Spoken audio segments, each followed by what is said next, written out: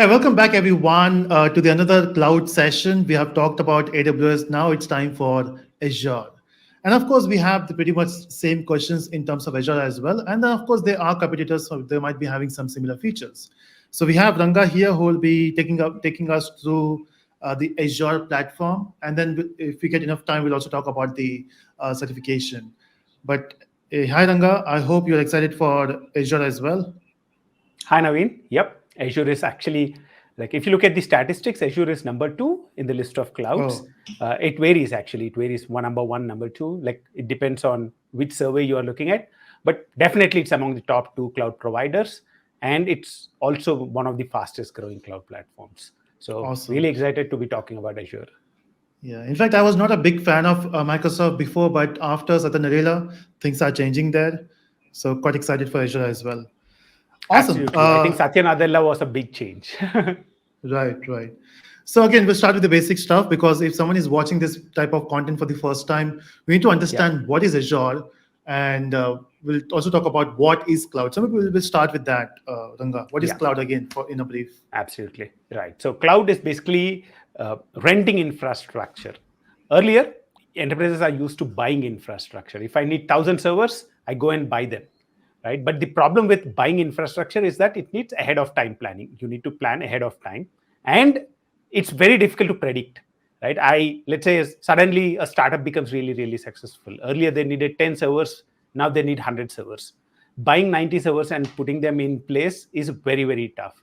And also having a team in place to manage the infrastructure, to manage the security of it, that's a very, very tough thing for enterprises and startups to do as well.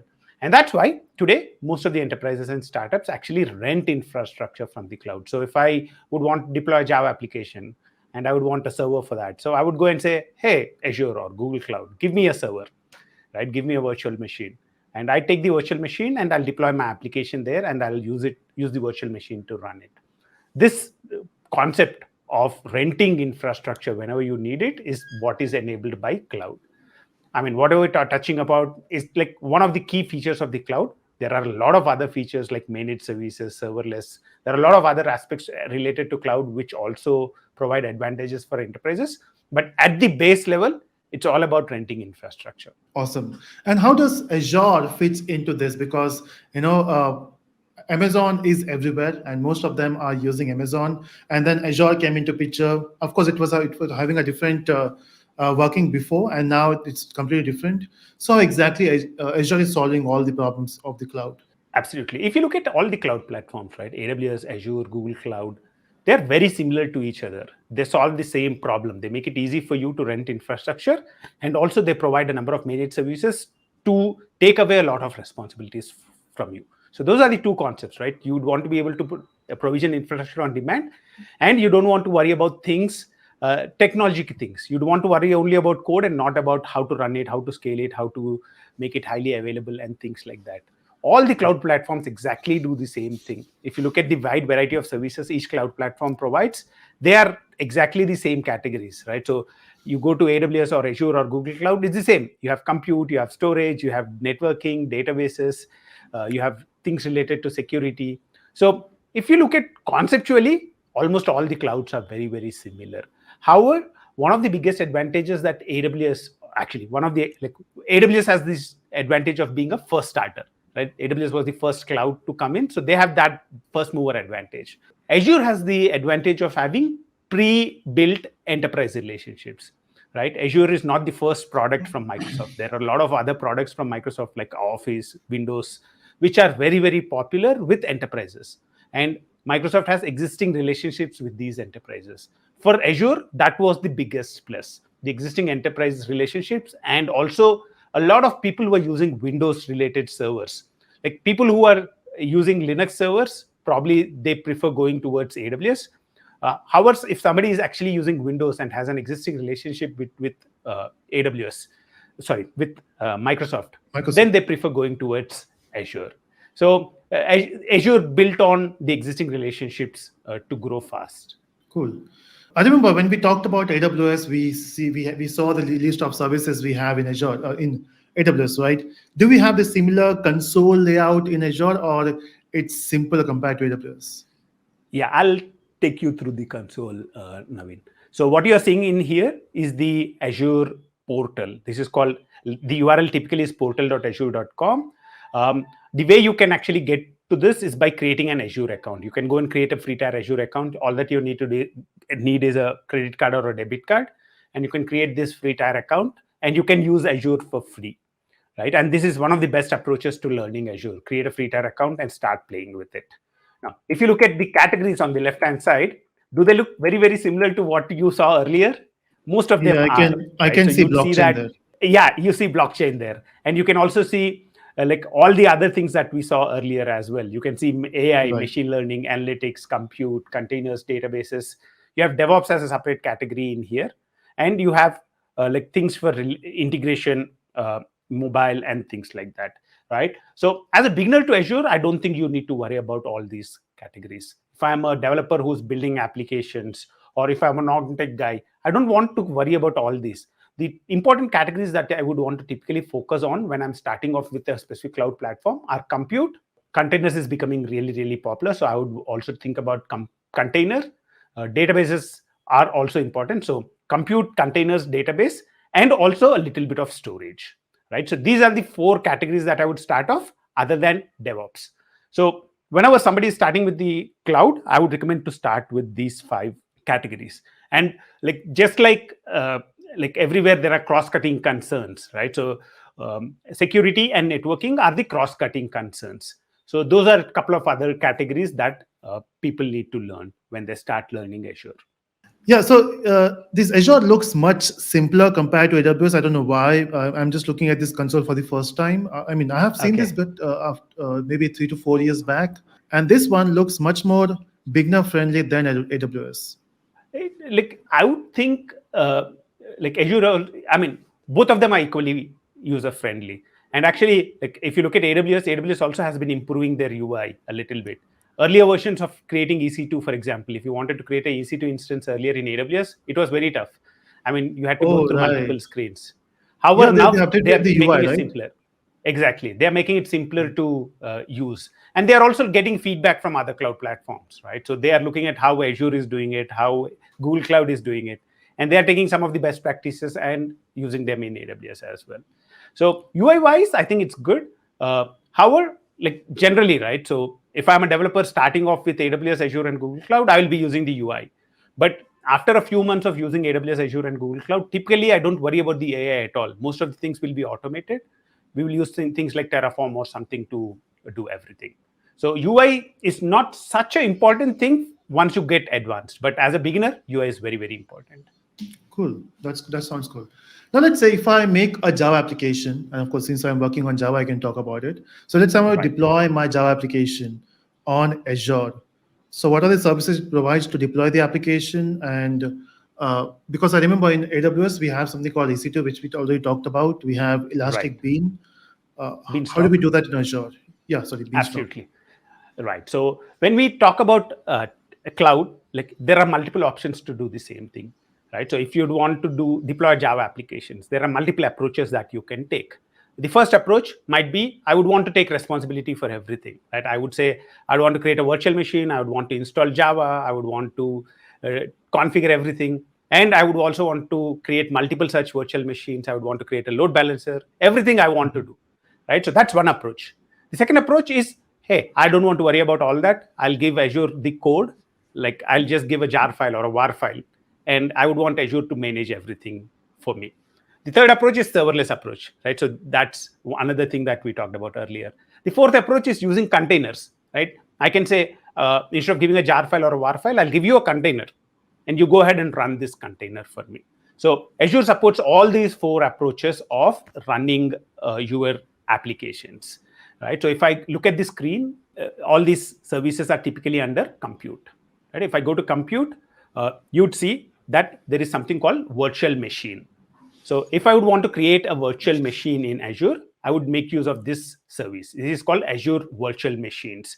You can go in here and you can say, I would want this operating system, this kind of hardware, this kind of like I can choose all the characteristics I would want on my virtual machine. I can SSH into that virtual machine and I can install Java and install my application.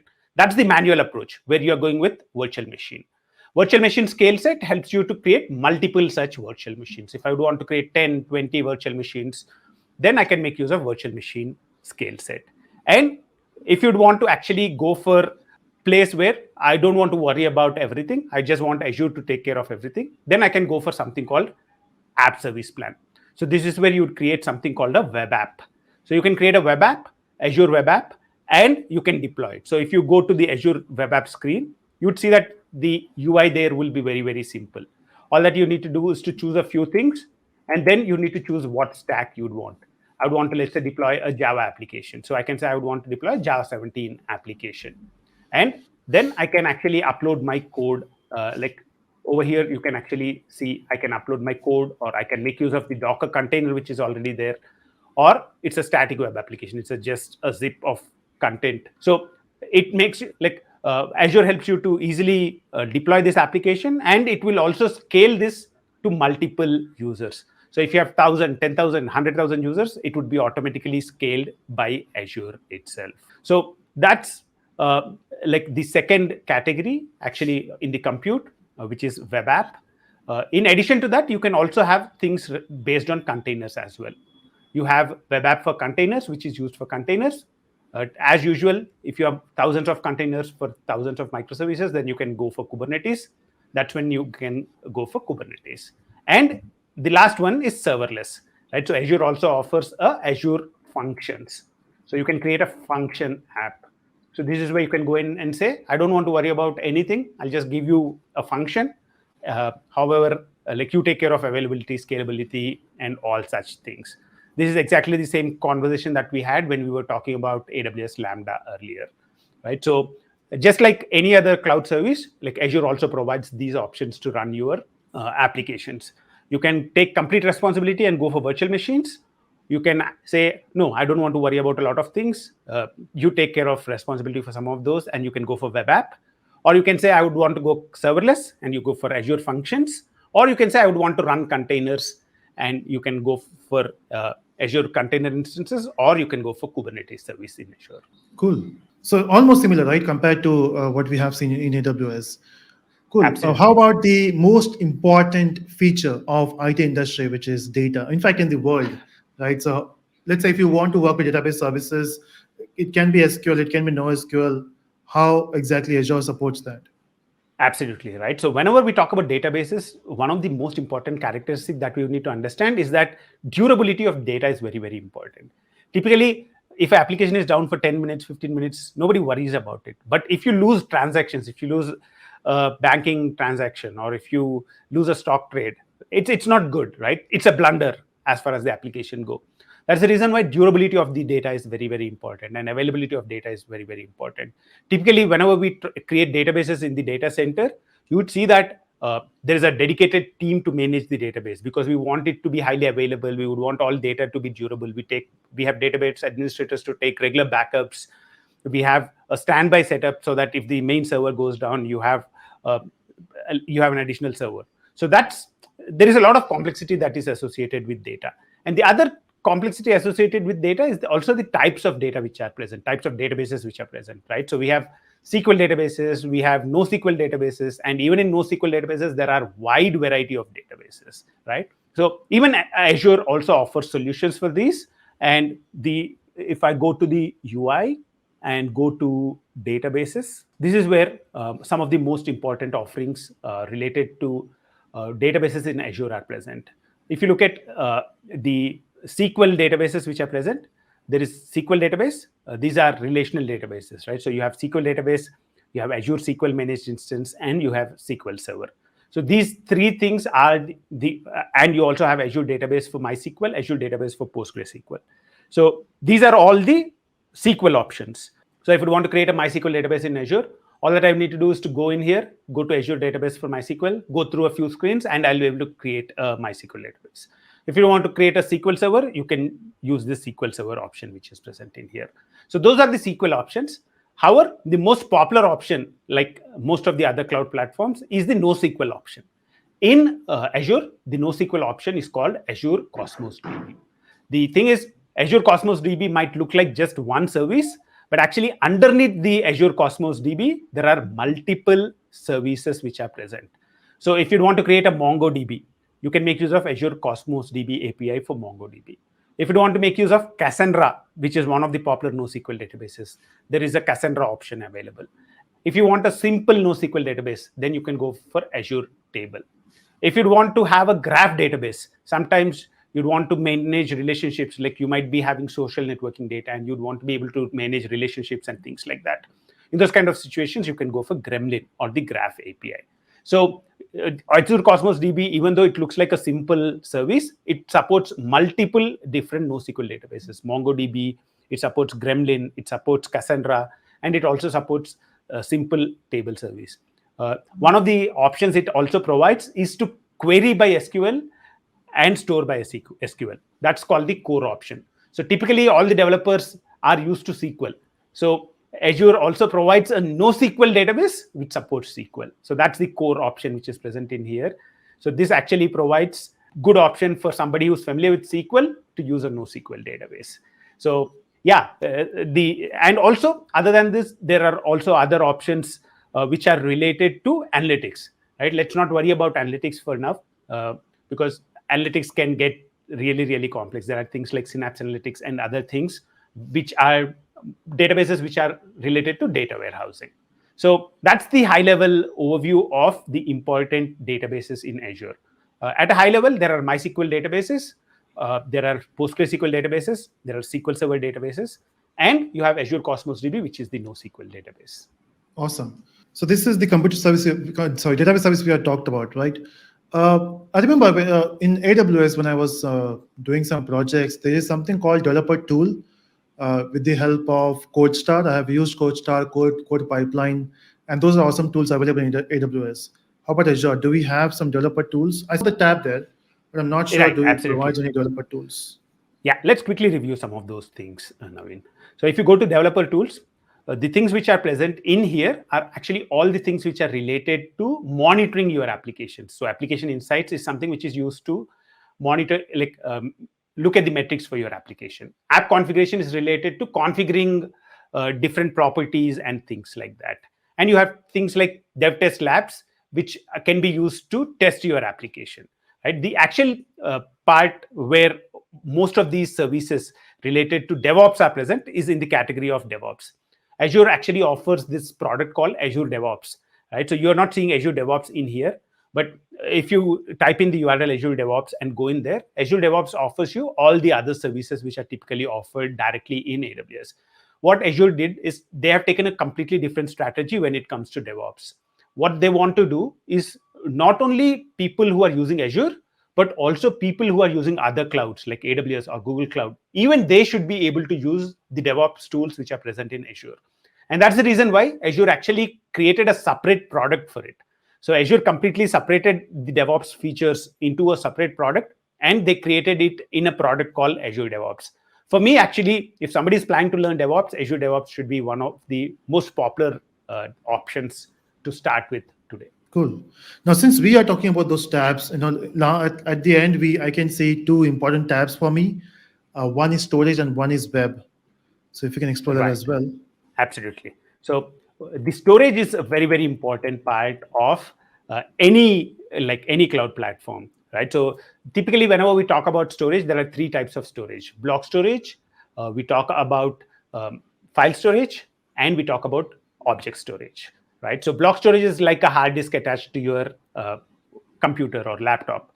You can only attach it to one device at a particular point in time, at least conceptually. There are small variations that are possible, but conceptually, your block storage device is attached to one machine. In Azure, you can create that by using Azure disks. And you also have something called Azure files, which can be used to actually create like file shares. So if I have a file share I would want to create, I would want to share it between multiple like virtual machines or multiple laptops. In those kind of situations, I can create Azure files. And there is also service for object storage, which is present in Azure. It's called Azure Blob Storage. So if I actually type in Azure files in here, okay, usually it used to come up. Let's type in disks. This is the one which you can use to create your hard disk kind of thing. You can create a disk and attach with your virtual machine. And you also have object storage. That's blob storage. So if you type in blob storage, in Azure, they have a concept of storage account where everything is linked to a storage account. So before I would be able to create a blob storage, what I would need to do is to go ahead and create a storage account. So you need to go in, create a storage account, and inside this storage account, you'd be able to create all the things. You can create Azure blobs. You can have a file storage using Azure files. This, like the storage account, also supports queues and also Azure tables. So these are high level some of the important storage related things in Azure.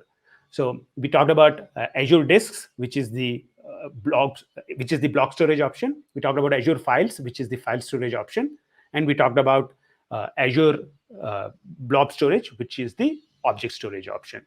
Other than that, there are also options like advanced file storages. They have options for hybrid storage between between your server, between a data center and the cloud, and things like that as well. This looks awesome, right? We have compute services, we have database and storage as well. And for my favorite is we have a blockchain option, which I will explore once I get free time. And now let's say if I want to learn Azure, what's the best way to start with? Right. So if you are a developer who's starting off with Azure right now, probably trying to deploy some of the applications you have already built into Azure would be a good point.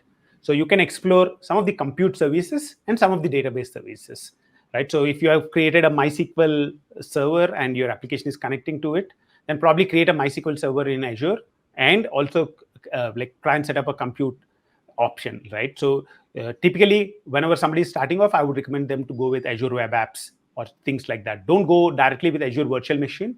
Maybe go with Azure Web Apps so that it's easier for you to start off, deploy an application, and then maybe you can play with Azure Virtual Machines and things like that. So deploying, I like a hands-on approach. So I would recommend to start with a hands-on approach first to understand all the different concepts related to the cloud. And once you are familiar with the interface, once you are familiar with everything, then certification also might be a good option, right? So there are a wide variety of certifications that are provided by Azure as well. So Azure provides a set of certifications called the fundamental certifications, AZ 900, DP 900, AI 900. These are great places to start if you want to start learning Azure. Yeah, so that is Azure. I would recommend everyone to at least go to Azure website, create an account, and most important, build something. Even a hello world will do. Try to connect with database, and as Ranga mentioned, start with hands-on. And if you're interested, of course, you can go for certification. And we do have a video on certification which will be coming up. So we'll record that, and the certification video will be available for you. So that's it, Ranga, for Azure. I hope you enjoyed. I enjoyed about Azure because this is the first time I looked at their new interface, and it's quite awesome. Yeah, it's pretty good. And I also recommend learners. It does not matter which cloud platform you choose. It can be AWS, Azure, or Google Cloud. I'd recommend you to start learning it because cloud, I think, will be a big differentiator going forward. Awesome. So thank you so much, everyone, for joining. See you in the next video where we talked about certification, and we'll also focus on GCP. Bye-bye. Thanks, Naveen.